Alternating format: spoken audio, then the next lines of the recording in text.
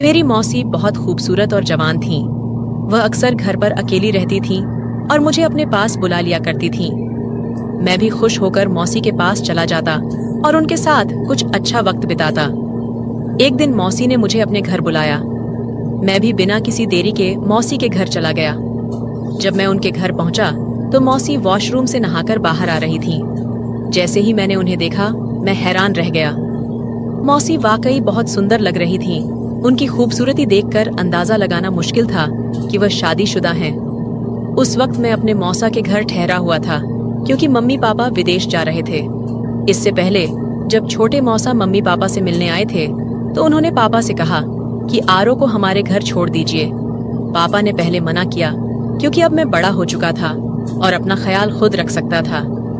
लेकिन मौसा मौसी ने पापा को मना लिया और मैं उनके घर आ गया। दोस्तों, कहानी को पूरा सुनिएगा। बहुत ही इंटरेस्टिंग कहानी है और चैनल पर पहली बार आए हैं तो चैनल को सब्सक्राइब कर लें। मौसी मोनिका की शादी मेरे मौसा से लगभग 10 साल पहले हुई थी। उस वक्त मैं सिर्फ 10 साल का था, लेकिन मौसी की खूबसूरती और शालीनता ने हमेशा मुझे प्रभावित किया। उनकी आवाज़ धीमी और लहजा बहुत नरम था। मौसा और मौसी की जोड़ी बहुत आदर्श मानी जाती थी, लेकिन उन्हें अभी तक औलाद नहीं हुई थी। दोनों ने इसे अपनी किस्मत मानकर स्वीकार कर लिया था। मौसा और मौसी में बहुत प्यार था और मुझे लगता था कि उनका रिश्ता काफी मजबूत था। शादी के बाद मौसी का व्यक्तित्व और निखर गया था।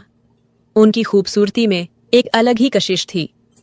उस दिन जब मौसी घर की सफाई कर रही थीं और मैं टीवी देख रहा था तो उन्होंने मुझसे पूछा, आरो बेटा, आज कॉलेज नहीं जाना क्या? मैंने जवाब दिया, नहीं मौसी, सेमेस्टर खत्म हो गया है, इसलिए 1.5 महीने की छुट्टियां हैं। मौसी ने हल्के से सिर हिलाया और झुककर मेज को साफ करने लगीं। लेकिन मौसी का ऐसा देखकर मुझे समझ नहीं आ रहा था कि क्या करूं और क्या ना करूं। मुझे मौसी के घर आए हुए 2 दिन हो चुके थे। रात के खाने पर मौसा ने मौसी से कहा कि उन्हें 20 दिन के लिए लाहौर जाना है। अगर यह सफर लंबा होता तो वह मौसी को भी साथ ले जाते, लेकिन इस बार मैंने मौसी के पास रहने की वजह से उन्हें अकेले जाना मुनासिब समझा। इन 2 दिनों में मैंने मौसी की आदतों और दिनचर्या को ध्यान से देखा था। वह चाय की बहुत शौकीन थीं और हमेशा चाय में ज्यादा दूध डालती थीं, जबकि मुझे डिब्बे का दूध पीने की आदत थी। अगले दिन मैं अपने दोस्तों के साथ बैठा बातें कर रहा था। हमारी बातचीत का अंदाज मजाकिया और हल्का फुल्का था, लेकिन मेरे कुछ शब्द बहुत ही आपत्तिजनक थे। मौसी, जो पास ही थीं, मेरी बातें सुनकर चौंक गईं। उन्होंने मुझे आवाज देकर अपनी मौजूदगी का एहसास दिलाने की कोशिश की, लेकिन तेज म्यूजिक की वजह से मैं कुछ सुन नहीं पाया। मौसी थोड़ी देर मेरी बातें सुनती रहीं और फिर चुपचाप अपने कमरे में चली गईं। शाम को जब मैं दोस्तों के साथ बाहर जाने के लिए निकला तो मौसी को बताने उनके कमरे की तरफ गया। उस वक्त मेरे मन में कुछ खास नहीं था। वापस आकर मैं अपने कमरे में बेड पर लेट गया। थोड़ी देर बाद मैंने कहा, मुझे चाय चाहिए मौसी। मौसी ने मुस्कुराकर जवाब दिया, क्यों नहीं मेरे बच्चे, बस 2 मिनट में फ्रेश होकर आती हूँ और बना देती हूँ। ये कहकर वह बाथरूम की तरफ चली गई। मैं गैलरी में आकर बैठ गया और सामने लॉन के फूलों को देखने लगा। एक फूल मुझे बेहद पसंद आया। मैंने पास जाकर उसे ध्यान से देखा और फिर तोड़ लिया। मौसी की आवाज गैलरी में गूंजी, आरो, कहाँ हो? मैंने जवाब दिया, मैं बाहर हूं। थोड़ी देर में मौसी हाथ में ट्रे लेकर बाहर आईं। उसमें 2 कप चाय रखी हुई थी। उन्होंने एक कप मुझे पकड़ाया और दूसरा खुद अपने लिए लिया। उसी वक्त मैंने वह फूल जो मेरे हाथ में था मौसी की ओर बढ़ा दिया। मौसी ने मुस्कुराते हुए फूल मेरे हाथ से लिया और कहा, शुक्रिया मेरे बच्चे। उस वक्त उनकी मुस्कान ने मुझे एहसास दिलाया कि मेरी सोच और मेरी हरकतें बचकानी थीं। उनकी यह सरलता और प्यारा अंदाज मेरे मन पर गहरी छाप छोड़ गया। मैंने मौसी की तरफ देखा और कहा, मौसी, आपको बोरियत नहीं होती? आप सारा दिन घर में ही रहती हैं। मैं तो बोर हो गया हूं। चलिए कहीं बाहर घूमने चलते हैं। मौसी ने मुस्कुराते हुए कहा, नहीं आरो, मैं तो हमेशा तुम्हारे मौसा के साथ ही बाहर जाती हूँ। उनके बिना कहीं जाना मुझे अच्छा नहीं लगता। मैं खामोश होकर चाय पीने लगा। रात के खाने के बाद मैंने एक मूवी लगाई और देखने लगा। मौसी भी पास आकर बैठ गईं और मूवी देखने लगीं। जब उन्होंने देखा कि यह वही मूवी है जिसके डायलॉग दोपहर में मैंने गेम खेलते वक्त दोहराए थे, तो उन्होंने हैरानी से कहा, अच्छा, तो ये सब बातें तुमने यहीं से सीखी हैं? बेटा, ये तो बहुत गंदी बात है। तुम बहुत गंदी जबान इस्तेमाल कर रहे हो। मुझे शर्मिंदगी महसूस हुई। मौसी ने फिर कहा, मैं तुम्हारे पापा से कहूंगी कि तुम पर नजर रखें। लगता है तुम हाथ से निकलते जा रहे हो। मैंने नजर उठाई और शर्मिंदा होकर कहा, मौसी, गलती हो गई, मुझे माफ कर दीजिए। पर क्या करूं, सारे लड़के ऐसी मूवी देखते हैं। कभी कभी जवाब देना पड़ता है तो इस तरह की बातें मुंह से निकल जाती हैं। मेरी बात सुनकर मौसी हंस पड़ी और बोली, डरो मत, मैं किसी से कुछ नहीं कहूंगी। मुझे पता है कि लड़के ऐसे मजाक करते हैं। अच्छा, चलो अब कोई और मूवी लगाओ, ये तो बकवास है। ये सुनकर मेरी जान में जान आई। मैंने मौसी से पूछा, तो मौसी, कौन सी मूवी लगाऊं? मौसी ने कहा, कोई इंडियन मूवी लगाओ। मैंने उनके लिए एक इंडियन मूवी लगा दी। मौसी मूवी देखने लगी और मैं चोरी छिपे मौसी को देखने लगा। तभी मौसी ने अपनी एक टांग दूसरी टांग पर रख ली और सोफे पर टेक लगाकर आराम से बैठ गईं। मैंने भी उनकी नकल करते हुए अपनी एक टांग दूसरी पर रख ली। मुझे लगा कि मौसी ने मेरी इस हरकत को नोट किया है, क्योंकि उनके चेहरे पर हल्की सी मुस्कुराहट आ गई थी। मैं भी मौसी की तरह सोफे के दूसरे कोने पर बैठा हुआ था। थोड़ी देर बाद मौसी ने मुस्कुराते हुए अपनी पोजीशन बदली। मैंने भी उन्हें देखकर अपनी पोजीशन बदल ली। मौसी हंस पड़ी और बोली, आरो, तुम मेरी नकल कर रहे हो। मौसी की हंसी सुनकर मैं भी मुस्कुरा दिया। उनका यह हल्का फुल्का मजाक मेरे दिन का सबसे अच्छा पल बन गया। मैंने उनकी तरफ देखकर सिर हिलाया तो मौसी ने हल्का सा गुस्सा करते हुए कहा, तुम मुझे क्यों तंग कर रहे हो? मैंने मुस्कुराकर जवाब दिया, आपको तंग करना मुझे अच्छा लगता है। मौसी ने हैरानी से पूछा, क्यों? मैंने फौरन कहा, कितने दिन हो गए हैं, न किसी से डांट खाई है, न किसी ने जूते मारे। ऊपर से आप बहुत बोरिंग हो। मेरी बात सुनकर उनके माथे पर हल्की सी शिकन आई। उन्होंने कहा, आरो, क्या मैं सच में बोरिंग हूं? मैंने मजाक में जवाब दिया, पता नहीं, लेकिन अकेले रहकर मेरा क्या होगा, ये सोचकर डर लगता है। मौसी मुस्कुराई और बोली, तुम्हें मार खानी है तो मैं देती हूं। वह मुझे अब भी मासूम और शरारती बच्चा समझ रही थीं, और ये मेरे लिए फायदेमंद था। शायद इन्हीं फिजूल बातों के चलते मौसी और मैं अच्छे दोस्त बन गए। रात करीब 11 बजे मौसी के मोबाइल पर मौसा का फोन आया। वह फोन उठाकर अपने कमरे में चली गईं। मैंने कुछ देर मूवी देखी और फिर टीवी बंद करके अपने कमरे की तरफ जाने लगा। तभी मौसी के कमरे से उनकी आवाज सुनाई दी, आपको बहुत मिस कर रही हूं, पता नहीं ये दिन कैसे कटेंगे। दूसरी तरफ से क्या कहा गया ये तो नहीं पता, लेकिन मौसी की यह बात मेरे लिए किसी सरप्राइज से कम नहीं थी। अगले दिन सुबह मैं जल्दी उठ गया। फ्रेश होकर मैं किचन में गया, लेकिन वहां कोई नहीं था। मैंने सोचा कि मौसी अभी सो रही होंगी। उनके कमरे की तरफ देखा तो दरवाजा बंद था। मैंने खुद के लिए चाय बनाई, स्लाइस गर्म किए और मेज पर बैठकर नाश्ता करने लगा। थोड़ी देर बाद मौसी के कमरे का दरवाजा खुला। वह बाहर निकली और मुझे देखकर थोड़ा सा शर्मिंदा होकर बोली, रात को नींद नहीं आई, बहुत देर से सोई थी, इसलिए सुबह जल्दी नहीं उठ सकी। मैंने मुस्कुराकर कहा, कोई बात नहीं, आपको नाश्ता करना है? चलिए, आज आपका नाश्ता मैं बना देता हूं। मौसी हंस पड़ी और बोली, तुम और नाश्ता? क्या बात है? मैंने कहा, पहले आप फ्रेश हो आइए, फिर देखते हैं। मौसी मुस्कुराई, सिर हिलाया और दोबारा अपने कमरे में चली गईं। मैंने आवाज लगाई, मौसी, आपको नाश्ते में क्या पसंद है? मौसी ने हंसते हुए कहा, तुम जो भी बनाओगे मैं खुशी से खा लूंगी। मैंने सिर झुकाकर कहा, जैसे आपकी मर्जी, और फिर किचन की तरफ मुड़ गया। मैं किचन में नाश्ता बनाकर लौटा और मौसी को आवाज दी। मौसी हॉल में आई और कुर्सी पर बैठ गईं। मैंने कहा, मौसी, आपका नाश्ता तैयार है। ट्रे को उनके सामने रख दिया। मौसी मेरी तरफ मुस्कुराते हुए देख रही थीं। उन्होंने मेरे सिर पर हाथ फेरा और प्यार से मेरे बालों को बिगाड़ दिया। मैंने उनके हाथ को पकड़ लिया और कहा, मौसी, आपने मेरे बालों का स्टाइल खराब कर दिया। मौसी ने हंसते हुए मेरे गाल पर हल्के से थप्पड़ मारा और कहा, कुछ नहीं हुआ, आराम से बैठो और नाश्ता करो। मौसी ने नाश्ता खत्म किया और मुस्कुराते हुए बोली, आरो, तुम्हारा बहुत शुक्रिया। चलो, आज से हम पक्की दोस्ती करते हैं। बहुत दिनों बाद इस तरह हंसी हूं और इतना अच्छा नाश्ता किया है। मैंने नकली गुस्से में मुंह बनाते हुए कहा, तो क्या मैं आपका दोस्त नहीं हूं मौसी? मौसी ने मेरे गाल पर चुटकी काटते हुए कहा, दोस्त हो पर कच्चे वाले। आज से पक्की दोस्ती करते हैं। मैंने गाल मलते हुए कहा, यार, आप आंटियों की तो ये बहुत गंदी आदत होती है, गाल ही लाल कर देती हैं। मौसी हंस पड़ी और फिर दोनों हाथ मेरे कानों की तरफ बढ़ाए। मैं भागने लगा। मौसी हंसते हुए मेरे पीछे भागी और बोली, रुको, तुम्हें मार लगाती हूं। मैं भागते भागते रुक गया और अपनी कमर पर हाथ रखकर सांस लेते हुए कहा, ठीक है। मौसी हंसते हुए पास आई और अचानक मेरे दोनों कानों पर चुटकी काट ली।